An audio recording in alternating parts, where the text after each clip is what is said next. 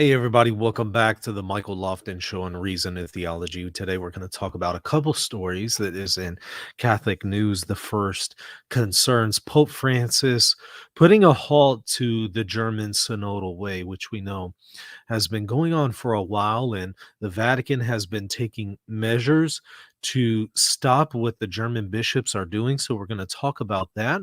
And then we are going to get into, unfortunately, there was a situation of sacrilege at St. Patrick's Cathedral in the Archdiocese of New York. I've been there many times, and it's unfortunate to see this. So, we're going to talk about that and what the Archdiocese is doing to address that problem of sacrilege that has recently taken place.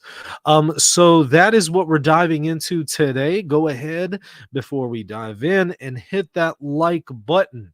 I need you to do that and the subscribe button while you're at. The more people who subscribe, the more people who like, the more people who will be reached with this content. That's the way the YouTube algorithm works. More people interact with the video and subscribe. Well, that increases the odds of new people who have not heard of this channel before seeing this video. So if you appreciate the content here, go ahead and do that now. Well, let's go ahead and dive in. I'm going to share my screen and we're going to take a look at a couple things, not only the story of the German bishops in the news, but also the document. It's a very short letter, 2-page, that the Vatican sent to the German bishops telling them, stop it with what you're doing with the Synodal Way. So once again, reminding them that they are out of bounds. Let me show you couple headlines here. This one comes actually from a German source. Now this is translated into English by Google Chrome for whatever that's worth. So just keep that in mind. The title of this one is Roman writes another letter to the Synodal Committee. I mean, the Vatican has bent over backwards trying to dialogue with the German bishops. And when I say the German bishops, I'm not talking about all German bishops. We're talking about some of the German bishops who are doing things that they shouldn't in trying to restructure the church in Germany and also push forward matters that are immoral and trying to redefine morality in the Catholic faith. And over, the Vatican has been wrestling with them, telling them, stop it, you can't do this. And here is the latest. As the Catholic News Agency reports, the Pope has asked the German bishops to remove a vote from the agenda of their General Assembly next week in Augsburg. I can confirm that a letter was received from the Vatican today, said the press spokesman for the Bishops' Conference to Catholic News Agency on Saturday evening. This letter asks that the German Assembly not vote on the statutes of the Synodal Committee. And we'll see why that's important here in a moment when we read the letter from the Vatican. Also, due to upcoming discussions between representatives of the Roman Curia and representatives of the German Bishops' Conference. So what's going on is that Rome is meeting with representatives of the Bishops' Conference multiple times this year. And so these German bishops are meeting in Rome with multiple heads of dicasteries to be told, here's what you can do, German bishops, and here's what you can't do, German bishops. You know, here's a friendly reminder of things that you can do and a friendly reminder of things that you cannot do. And so they're meeting with multiple heads of various dicasteries, kind of being told, yeah, no, you need to really stop what you're doing. So they're being called into the principal's office. And so in light of that, the Vatican is writing to them saying, hey, stop it with the upcoming vote that you have.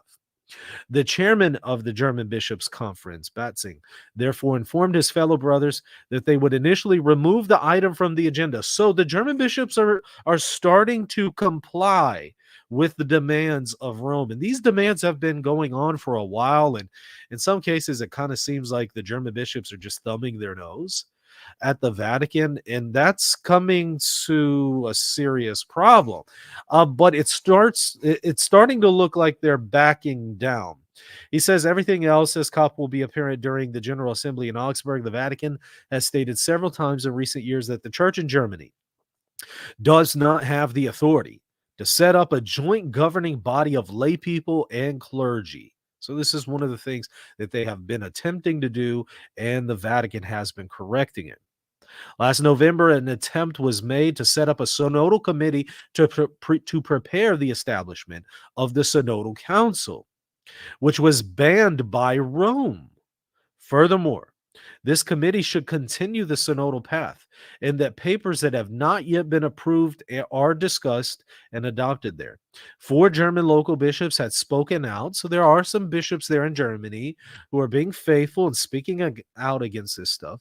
They had spoken out against participating in the committee and against financing the project through the Association of German Bishops. Several bishops referred to the reservations from the Vatican. According to 4 bishops, the establishment of a preparatory committee, synodal committee, already runs counter to Pope Francis's instructions, which I've covered in detail on this channel already. So maybe go and watch some of those shows where we've read through what Pope Francis has sent to the German bishops. Catholic lay people had also turned to Rome on this issue several times and asked for support. So they're reaching out to the Vatican, asking Pope Francis for help, and he has heard their cries and he has responded. Most recently, Pope Francis himself, so he directly wrote a letter to 4 women who had left the synodal path. In the personally signed letter to the moral theologians, and journalists, Pope Francis had already emphasized that he shared the concern about the numerous concrete steps that have now been taken. So get this. I mean, there were several theologians who had left the German synodal path. Pope Francis writes to them personally saying, hey, I'm on your side. And hey, I'm also concerned about what the German bishops are doing, and I'm taking concrete measures to address that. Large parts of the German local church threatened to move further and further away from the common path of the universal church, to say the least. To say the least. We're going to look again at the document here in just a moment, but I want to show you what the National Catholic Register is reporting. German bishops halt move toward establishing a synodal council at the Vatican's request. In a significant setback for the German Synodal Way, the German bishops will not be voting on a step towards a forbidden synodal council at their upcoming plenary assembly at the Vatican's request. The German Bishops' Conference spokesman on February 17th said that, or confirmed that, the bishops have removed a vote on endorsing a committee that is preparing the Synodal Way, a mixed body of laity and bishops that would govern the church in Germany, from the agenda of their February 19th through 22nd meeting in Augsburg. So it has been dropped. They are complying. The development comes after the German Bishops' Conference received a letter from the Vatican on the same day. This letter requests that the General Assembly, also due to upcoming discussions between representatives of the Roman Curia and representatives of the German Bishops' Conference, not vote on the status of the Synodal Committee. It's going to be interesting to see the comments that are made about that from the Vatican in the letter here in just a moment. Although it had not been explicitly on the publicly available agenda of the German Bishops' Conference Assembly, a vote on approving the committee preparing the Synodal Council had been widely expected to take place in Augsburg. The German Bishops' Conference, co-sponsor of the Synodal Way, the Central Committee of German Catholics' lay lobby, had previously approved the statutes of the preparatory committee on November 25th and is likely to harshly criticize the bishops for not following suit.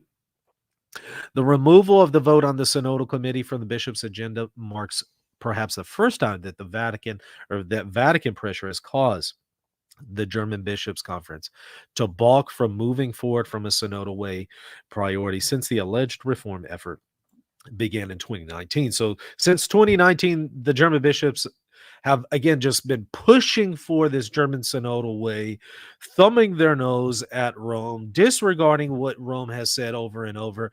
But now they are starting to break. Now they are starting to cave to the pressure from Rome. Of all the Synodal Way priorities, the Vatican has been particularly critical of the Synodal Council. In January 2023, the heads of 3 Vatican departments wrote to the German Bishops' Conference. You hear that?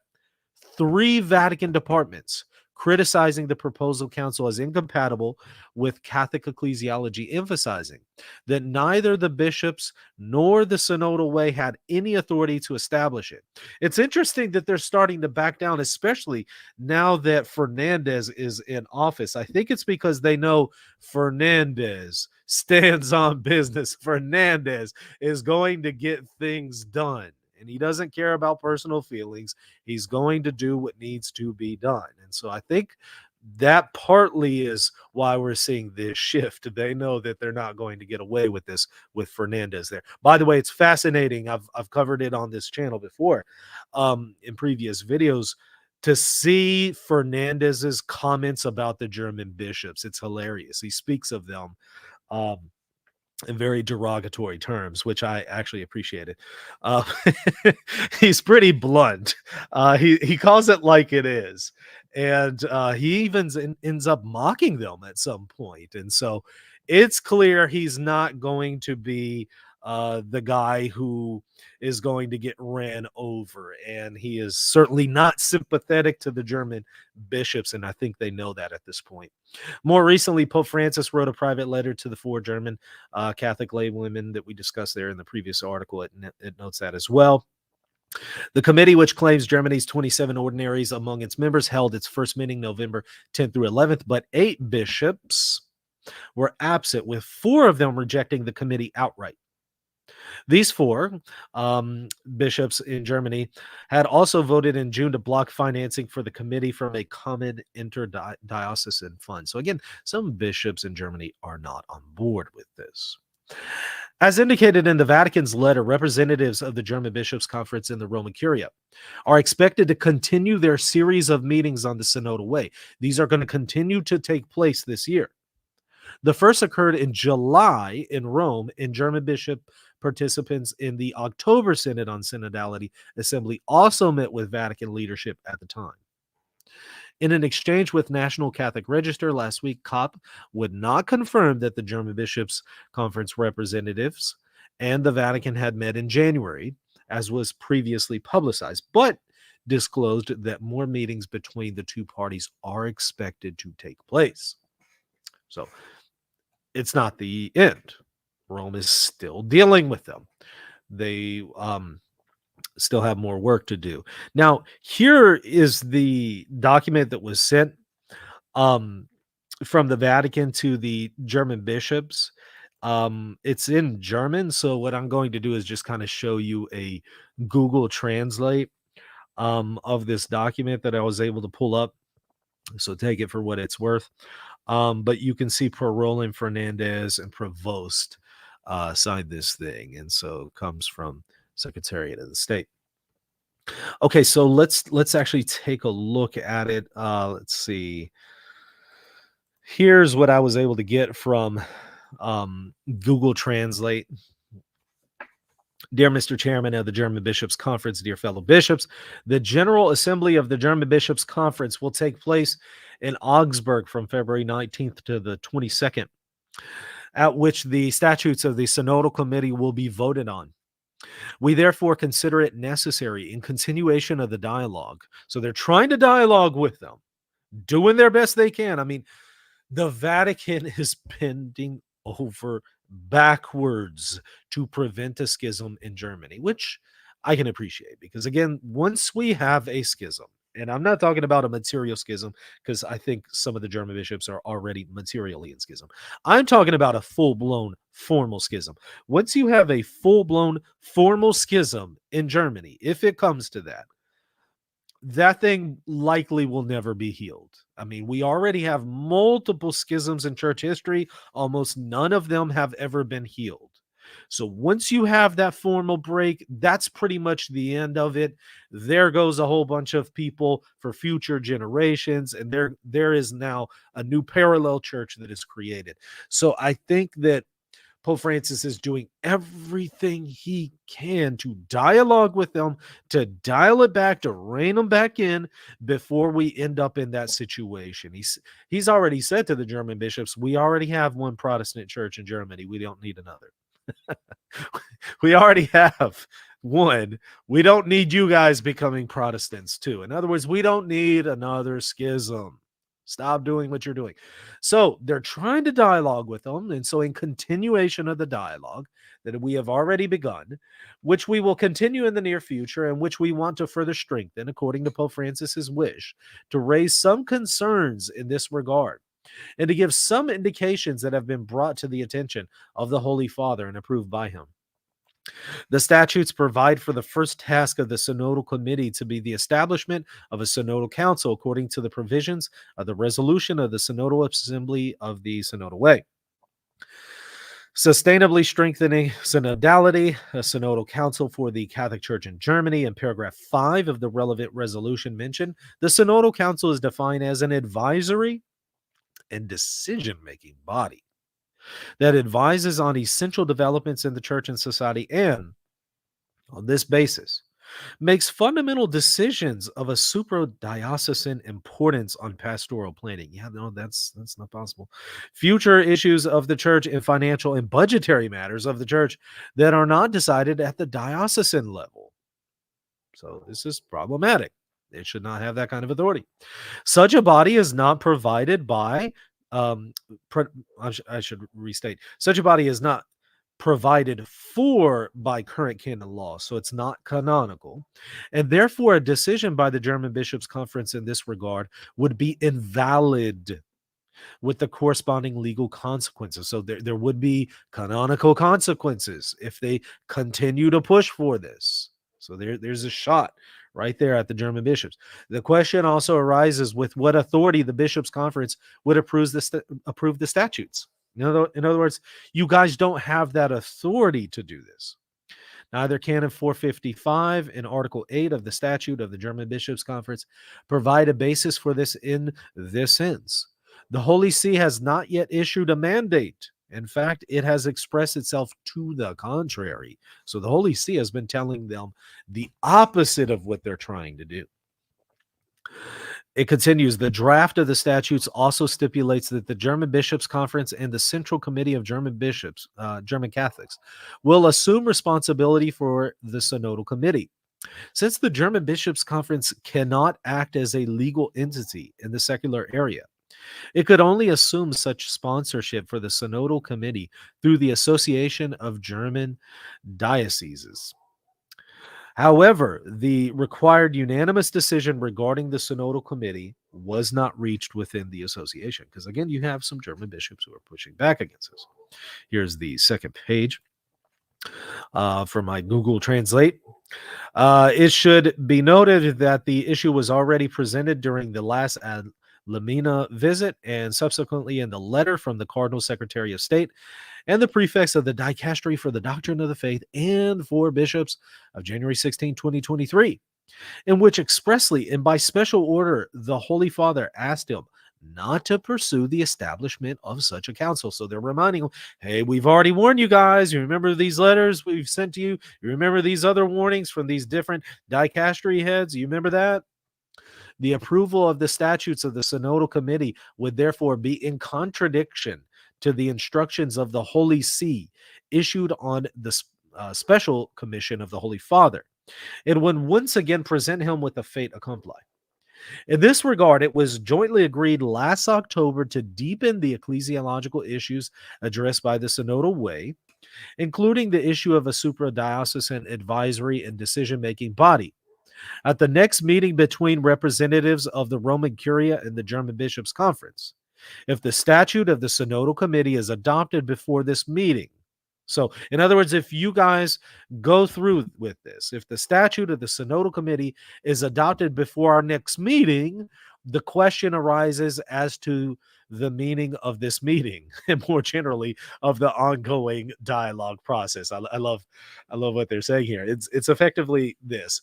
Look, if you guys go through with this before our next meeting, you're basically ending all point for future discussions. In other words, we no longer have anything to discuss. So it's no longer dialogue time. So when it's no longer dialogue time, what do you think that means? That's going to then turn into discipline time.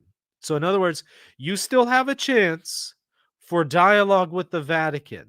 But if you continue with this before our next meeting, contrary to what the Holy Father is saying, there's no more opportunity for dialogue because you're defeating the whole purpose of dialogue.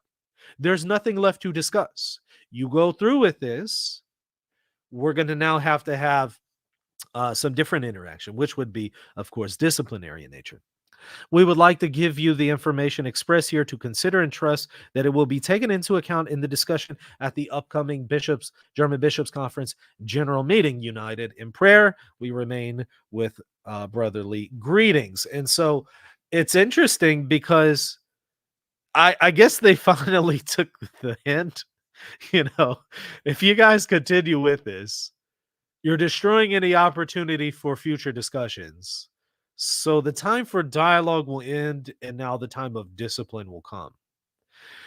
So it seems like they said, okay, fine, we'll take it off the table. We'll stop. So it looks like the German bishops are getting it, and they're backing down, which is good news. It's sad that it has to come to this. You would think that they would just listen to the warnings and it doesn't have to come down to the Vatican has to start issuing threats. But evidently that's what it takes. I hope that will be enough. I hope they won't in the future try to still move forward somehow. I hope they continue to dial this back and follow suit. Now, let's shift briefly here to the situation with St. Patrick's Cathedral. This is from National Catholic Register. And there is some updates to the story, so let's go ahead and talk about it. A decent funeral service at St. Patrick's Cathedral for trans activist sparks outcry. There was a funeral recently for a trans activist. The people who were in charge of St. Patrick's Cathedral didn't realize that what took place was going to take place, or that this was a trans activist. Clearly, they aren't looking into these issues as clearly as they should be. A scandal erupted during the service, which we'll see here in a moment. And now the Archdiocese is having to address that issue, and we'll see what they're doing. Several mainstream media outlets have framed the event as a breakthrough occasion and a sign of the Catholic Church shifting its teaching. People are so hopeful that the church is going to abandon its dogmas and its faith, and yet that's just not going to happen. But the world is just so giddy and excited to just look for some kind of opportunity to twist to say, yes, the church is changing. It's so interesting that they're so invested in what the church says, And it continues, or at least its tone on sexuality and human anthropology. A raucous funeral liturgy for a high-profile trans activist and sex worker advocate was held Thursday in New York City's St. Patrick Cathedral, sparking an outcry in social media that the iconic church was misused to advance an ideological agenda at odds with Catholic teaching.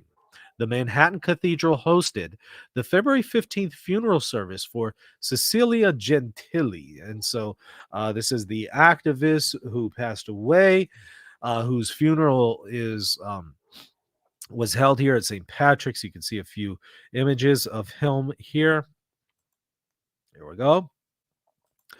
An activist who helped to decriminalize sex work in New York lobbied for gender identity to be added as a protected class to the state's human rights laws, and was a major fundraiser for transgender causes. Organizers reportedly did not disclose to the cathedral that Gentili, who died February 6th at the age of 52, was a biological man who identified as a woman. I kept it under wraps, the service's organizer told the New York Times. Wow, how dishonest.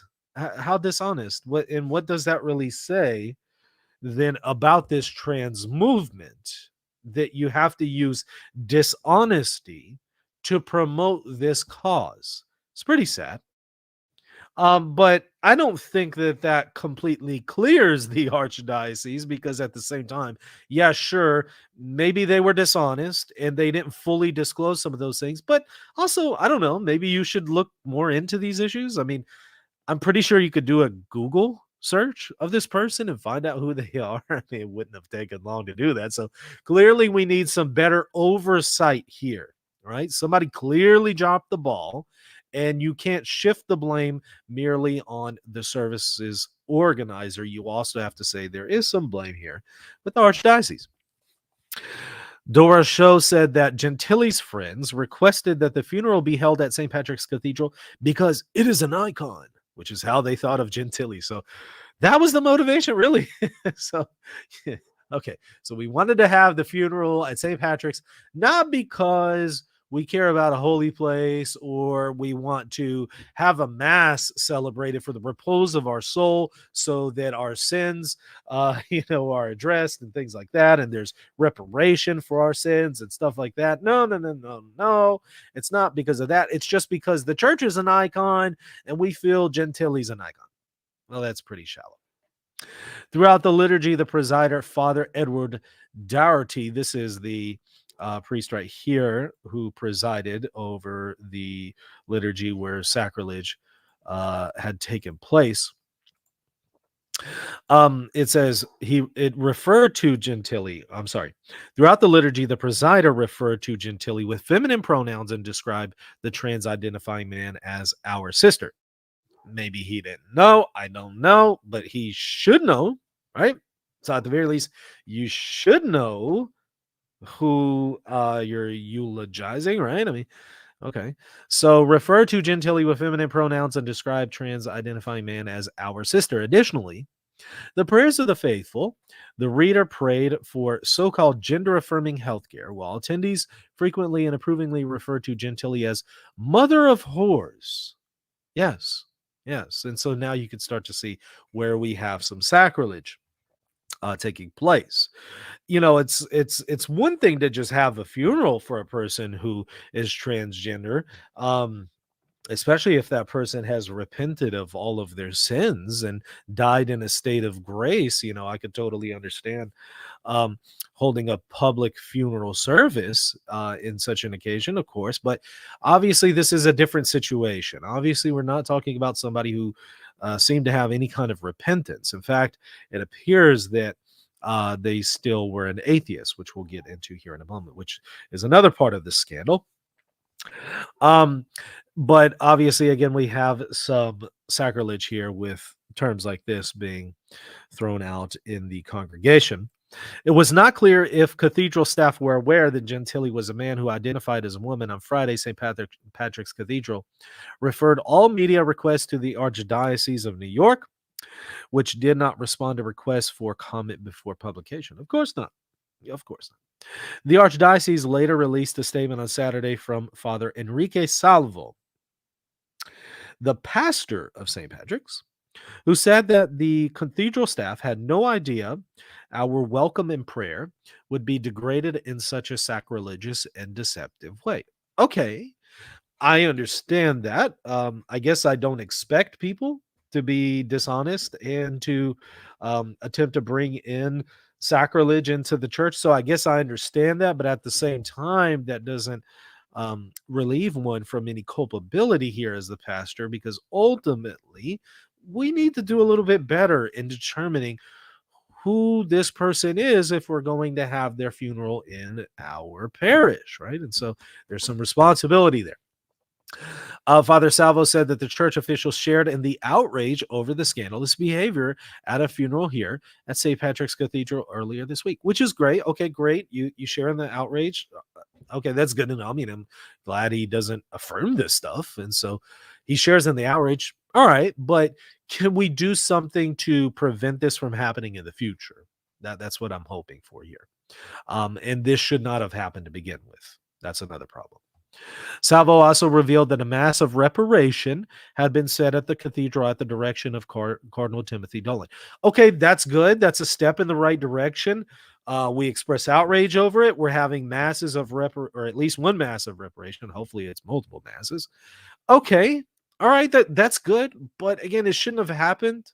There should have been measures already taken to prevent such a thing from happening. But since we already messed up, okay, at the very least, moving forward, this shouldn't happen again, right? I would hope. In remarks previously made to the New York Times, Archdiocesan spokesman Joseph Zwilling said that a funeral is one of the corporal works of mercy, which are a model for how we should treat all others as if they were Christ in disguise. Other than its spokesman's comments, the New York Archdiocese had issued no official statement on the funeral service at St. Patrick's as of Friday night. Well, that's unfortunate. Several mainstream media outlets have framed this event as a breakthrough occasion and a sign of the Catholic Church shifting its teaching, or at least its tone, on sexuality and human anthropology. Yeah, no. Yeah, no, that's not what's happening here. It's just that a group of people were dishonest and deceptive, and we weren't diligent enough to prevent this from happening. And also, again, Father Dougherty did not do what he was supposed to do in the middle of the service. When he saw this happening, he should have immediately stopped it. He did not do that. I don't think there's any excuse for that. I think we should have a backbone. And if we are witnessing sacrilege, we stop it immediately. We do not continue to proceed with this. I think there should be some discipline there. Maybe it's time for Father to have an early retirement. I don't know. But that should certainly be addressed. Time magazine described the fact that a funeral service for a trans activist was held in a Catholic cathedral as no small feat, while the New York Times described the service as an exuberant piece of political theater. They're just so hopeful that the church is going to change when it's not. All right, here's some interesting point about Father James Martin in relation to the issue. Jesuit Father James Martin, an LGBTQ advocate whose approach to pastoral inclusion has courted controversy in the church, initially offered his approval for the service. Initially offered, watch this though, to celebrate the funeral mass of a transgender woman at St. Patrick's is a powerful reminder during Lent that LGBTQ people are as much part of the church as anyone else, he told the New York Times. And of course, they're as part of the church, but the point is, you don't want to remain in sin. So if there's any continuation of that sin, one needs to repent of it. So it's not an issue of someone being part of the church. It's an issue of whether or not we're affirming some disordered acts and disordered beliefs. That's the issue that needs to be addressed. I wonder if it would have happened a generation ago, he said. On Saturday, however, Father Martin clarified that he made the comment prior to the service. Watch this. Obviously, I believe that LGBTQ people should be as included as any other parishioner in their church. Again, it's not an issue of whether or not LGBT people can be a parishioner. It's an issue of whether or not we are affirming the sin. I mean, there's nothing wrong with affirming people. There is something, however, wrong with affirming sins and the sins of the people. And if anyone is going to be obstinate in a sin, that needs to be addressed. Just as obviously, I believe that churches are sacred spaces and certain actions are out of bounds. So even even even Father James Martin is having to say, yeah, I don't fully endorse these things. It's interesting when Father James Martin has to distance himself from some of this stuff and says, "Yeah, I made those comments before the service, and yeah, I saw some of this stuff, and nah." So it's curious when Father James Martin has to distance himself from this stuff. It's bad. It's really bad. So he said this in a post on X, formerly Twitter, adding that he had been invited to preach at the service but was out of town. Watch this. I've not seen the whole service as recorded, but some actions I've seen struck me as, while perhaps to the congregation joyful and celebratory, disrespectful of the sacred space that is St. Patrick's Cathedral. One can be both joyful and respectful, it seems to me. So I find this interesting. When Father James Martin has to tell you, yeah, guys, what you did is sacrilegious. That's not okay. I'm not okay with this sacrilege. When Father James Martin has to say it, you crossed the line. I have to admit, I wasn't expecting that from him, to be honest. But okay. Other Catholics, however, were more pointed in their assessment. On X, Catholic Vote described the service as a staged mockery of the Christian faith inside St. Patrick's Cathedral by trans activists, which is likely the case, right? If the person who organizes it tells you, yeah, I intentionally left that part out, and you have all this wild stuff going on during the service, to me it seems like, yeah, you intended that, you planned that, and this was just a stunt for your agenda. So you used a dead person to further your agenda by dishonest means. That's what you did. What does that say about your agenda? What does that say about what you're trying to push? Interesting, right? Others called for Cardinal Dolan in the Archdiocese of New York to respond to what they consider to be sacrilege. Well, it's not just what they consider. I mean, even Father James Martin considers it sacrilege. So looks like we all agree it was sacrilegious. Many of the 1,000 in attendance wore drag and scanty outfits. Yeah, very inappropriate. Why didn't Father stop this from happening? Why did he proceed with this? At the foot of the altar stood an image of the Argentinian born Gentili with a halo, surrounded by the Spanish words for whore, transvestite, blessed, and mother. Again, he should have stopped that. Father Edward Dougherty, this guy right here, should have stopped that. I don't know why he didn't, but there's no excuse for why he didn't. It's unfortunate. It honestly seems like in some cases, some priests have no backbone. And even in the face of scandal and sacrilege, they won't do what's right and stand up for the faith and stand up for the truth. And they won't confront people whenever they do this stuff in our own sacred spaces. I think he should be disciplined for this. I can't believe he proceeded with this. He should have immediately put an end to this and said, no, because you're trying to use this for a political stunt and you're trying to bring sacrilege into a sacred space, and we're not going to tolerate that. Trans activist Oscar Diaz told Time it felt appropriate to say farewell to Gentili with a funeral service at St. Patrick's, describing the event as an act of bestowing sainthood on the transgender advocate. Yeah, that's not how it works. And why do you even care about sainthood for a person that didn't even believe in God? It's just weird. Why are you trying to appropriate Catholic terms and Catholic concepts and bestow them on somebody who doesn't even appear to be Catholic themselves, didn't even seem to believe in God? The service for Gentili was marked by several moments that were out of the ordinary for a Catholic funeral and have raised questions of the irreverence and sacrilege. For instance, during the liturgy, attendees cheered, applauded, and chanted, Cecilia, mother of whores. Yeah, again, Father should have immediately put an end to that. The fact that he didn't tells you everything you need to know about him. I don't need to know anything else. The fact that he allowed this circus to go on tells me everything I need to know. There is no excuse for this. And he should be disciplined. I don't know if he will be, but he should be. A rendition of the Ave Maria by the cathedral cantor was interrupted when an attendee shouted, Ave Cecilia, and danced down the center aisle. Again, Father should have put an end to this. What's interesting, though, with Cardinal Timothy Dolan, though, I don't know if he's going to discipline him. Because think about it. He doesn't even discipline other people on the other end of the spectrum who need discipline, like Father Gerald Murray. He doesn't discipline Father Gerald Murray with all of the slanderous accusations he has publicly thrown out against Pope Francis. He doesn't discipline that group of people. So I don't know if he's going to discipline this group of people who tolerate this kind of sacrilege. Hopefully he will, though. Amid liturgy lay reflection given from the sanctuary compared Gentili's advocacy for normalizing sex work and lobbying for gender-related health care to Christ's ministry to prostitutes and outcasts. Look, there's nothing wrong with ministering to people who are attracted to people of the same sex or who are struggling with gender dysphoria.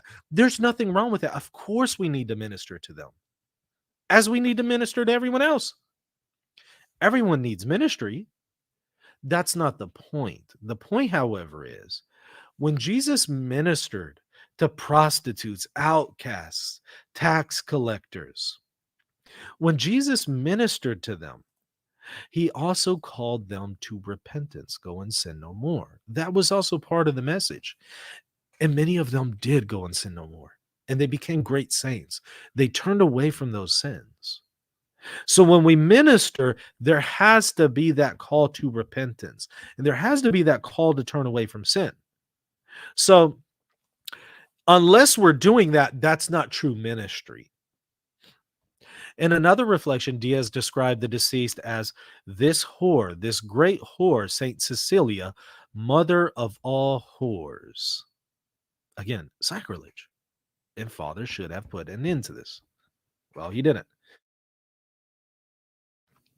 Those assembled stood and applauded as Father Dougherty remained seated in the presider's chair, his chin in his hand. That is a coward who will not stand up in the face of sacrilege when it is his duty to do so. It's not like he was a bystander. No. Father, you're the one in charge here. Father, you should have put an end to this. Father, you share in this scandal. I expect this from trans advocates. I don't expect a priest, however, to tolerate this. Stood in the presider's chair, his chin in his hand, while they're saying, this whore, this great whore, Saint Cecilia, mother of all whores, in our church. And Father, you didn't do anything about that? Shame on you. And Father, I really hope you are disciplined for this, because you should not get away with that. And you should not continue to be in ministry while this stuff takes place under your watch and you do nothing about it. You should have immediately got up and put an end to this. After attending Baptist and Catholic churches, Gentili had identified as an atheist, though suggested a recent interest in God in a November 2023 interview. So there's no indication that this person even believed in God. And yet, why do we have their funeral in our church? I don't know. Okay. For some reason, we're having this funeral for an atheist in our church. Fine. Okay. And then it was basically hijacked to promote a immoral agenda. And one of our priests tolerated it. Religion has been such a foundational aspect of my life that I'll always have some kind of connection to it. I still crave a sense of community and belonging that I know a lot of people find in faith, Gentili said. So that doesn't sound like somebody who has had a reversion or a conversion or belief in God or is Catholic. Doesn't sound like it to me at all. Be that as it may, this should have never taken place, and it was scandalous. That's pretty much it, though. At the very least, there's a massive reparation being done. I hope that there are more, and I hope that there is discipline for the priest who allowed this, Father Edward Dougherty. And I also hope that there's greater oversight from the pastor in the future over who is going to be whose funeral services are going to be brought in. Hopefully we look into these issues a little bit more in the future. This could have easily been prevented. Again, a simple Google search would have prevented this. So that tells me that there really isn't any serious scrutiny that's being applied. They're really not looking into these issues. And so because of that, yeah, it's only a matter of time that people are going to exploit that and are going to cause these kinds of scandals. And when we don't have priests who will stop it from happening, well, it's going to become a national scandal, which already has. I mean, it's already all over New York Times and stuff like that. So anyways, let's pray that the right thing is done and that ultimately Cardinal Dolan addresses this further. Well, hey, I hope you enjoyed this. If so, hit that like button and the subscribe button. Share this with your friends on social media.